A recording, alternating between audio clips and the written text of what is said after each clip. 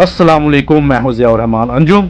और क्या आप जानते हैं कि रमज़ानुल मुबारक रहमतों, बरकतों और मगफिरतों का महीना दरवाजे पर दस्तक दे रहा है। ये सिर्फ भूखा प्यासा रहने का नाम नहीं, ये है अपने नफ्स को काबू करने, गुनाहों से तौबा करने और अल्लाह से तल्लुक मजबूत करने का महीना है।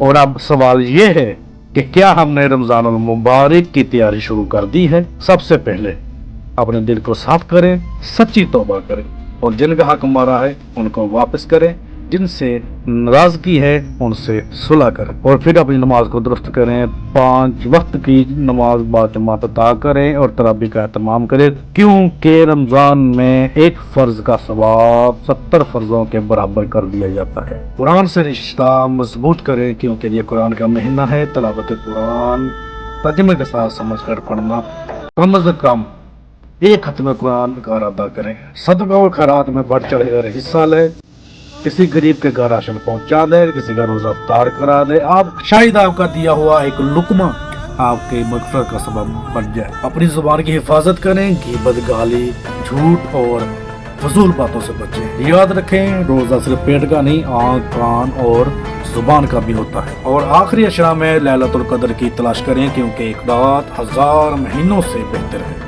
आए ये अहद करें कि ये रमजान पिछले रमजान से बेहतर होगा, हमारी जिंदगी बदल देगा और हमें अल्लाह के करीब कर देगा। अल्लाह हमें रमजान की कदर करने और इससे भरपूर फायदा उठाने की तौफीक दे।